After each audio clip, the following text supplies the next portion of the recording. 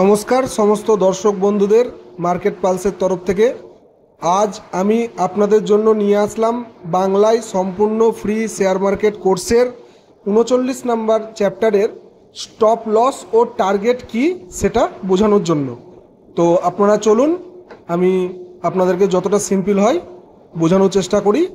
আপনারা দেখতে থাকুন কোনো রকম স্কিপ না করে। আর আমাকে লাইক, শেয়ার এবং সাবস্ক্রাইব করার জন্য সবাইকে ধন্যবাদ। আর পারলে আরও শেয়ার করবেন, লাইক, কমেন্ট, সাবস্ক্রাইব আরও যত করবে আমার তত ভালো হবে, সবার কাছে পৌঁছালে সুবিধা হয়। আমি খুব ইজিভাবে জিনিসগুলো বোঝাবো। চলুন তাহলে, স্টপ লস কি, টার্গেট কি, কেন এগুলো জরুরি এবং কিভাবে এগুলো ঠিক করতে হয় আজকে আপনাদেরকে ডিটেলসে বলি। যদি আপনি শেয়ার মার্কেট বা ফরেক্স ট্রেডিং করেন তাহলে এই ধারণাটি আপনার জন্য খুবই দরকারি। ভিডিওটি শেষ পর্যন্ত দেখবেন, কারণ আজ আপনি যা শিখবেন তা আপনার জীবনের ইনভেস্টমেন্ট জীবনে গেম চেঞ্জার হতে পারে। স্টপ লস কি? স্টপ লস হলো এমন একটি দামের সীমা যেখানে আপনি লস থামিয়ে দেবেন।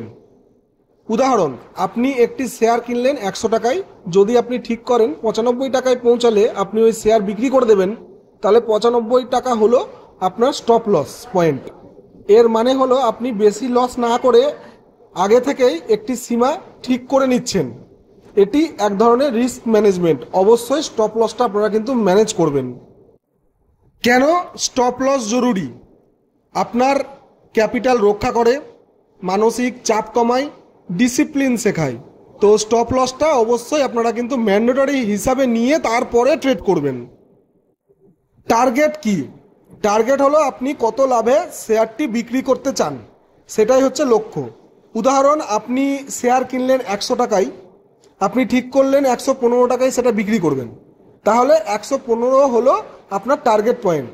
আপনার টার্গেটে যখন ছুঁয়ে যাবে সেখানে আপনি প্রফিট নিয়ে মার্কেট থেকে বেরিয়ে যাবেন, আর কিছু করার দরকার নাই। তো কাইন্ডলি আপনারা কিন্তু টার্গেটটাকে বেস করে, টার্গেট হয়ে গেলে সঙ্গে সঙ্গে বেরিয়ে যান। এটা কিন্তু একটা ডিসিপ্লিনের মধ্যে পড়ে। এটা কিন্তু বারেবার বলছি, আপনারা ফলো আপ করবেন। যদি না পারেন আপনারা ব্যাক টেস্টিং করুন, পেপার ট্রেড করুন, তবুও ভালো। কিন্তু টার্গেট আর এই স্টপ লস আপনারা কিন্তু ম্যান্ডেটরি হিসাবে খুব ডিসিপ্লিনের সমেত ইউজ করবেন। এবার বলি টার্গেট নির্ধারণের নিয়ম। এটা আপনারা টেকনিক্যাল অ্যানালাইসিস ফলো আপ করবেন, সাপোর্ট রেজিস্ট্যান্স দেখবেন, নিউজ ও কোম্পানির ফান্ডামেন্টালটা একটু দেখবেন, সাথে মার্কেট সেন্টিমেন্টটা একটু ভালো করে দেখে নেবেন, তারপরে টার্গেটটা সেট করবেন আপনারা। স্টপ লস ও টার্গেট কত দূরে সেট করবেন? সাধারণভাবে রিস্ক ও রেওয়ার্ড রেশিও 1:2 বা 1:3 হচ্ছে ভালো। তো এখানে আপনি বিনা টেনশনে করতে পারবেন। উদাহরণ, যেমন যদি আপনি 5 টাকা লস নিতে প্রস্তুত থাকেন তাহলে 10 বা 15 টাকা প্রফিট আশা করা উচিত। এই ব্যাপারটা একটু ব্রিফ করি আপনাদের সাথে। শেয়ার যদি 100 টাকায় কেনেন আর যদি আপনার স্টপ লস পয়েন্ট 95 হয়, তাহলে টার্গেট আপনার 1:2 অ্যান্ড 1:3 রেশিওতে 110 বা 115 হওয়া দরকার।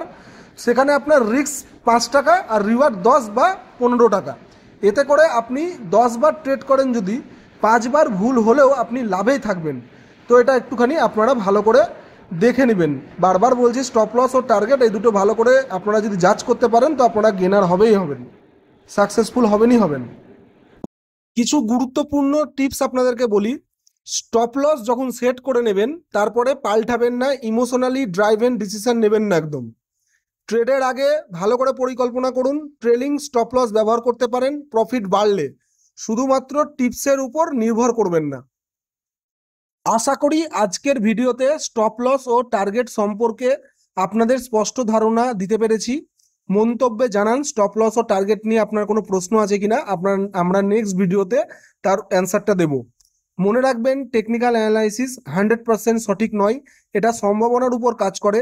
প্র্যাকটিস আর ডিসিপ্লিন থাকলে আপনি এতে অবশ্যই দক্ষ হতে পারবেন। যদি ভিডিওটি ভালো লেগে থাকে তাহলে লাইক, কমেন্ট, শেয়ার করতে ভুলবেন না এবং চ্যানেলটিকে সাবস্ক্রাইব করে দিন এমন দারুণ কন্টেন্ট পেতে। তো চলুন, নমস্কার সমস্ত বন্ধুদের, সবাই ভালো থাকবেন, সুস্থ থাকবেন। দেখা হচ্ছে আপনাদের সাথে আগামী ভিডিওতে। পুরোটা দেখবেন, স্কিপ না করে।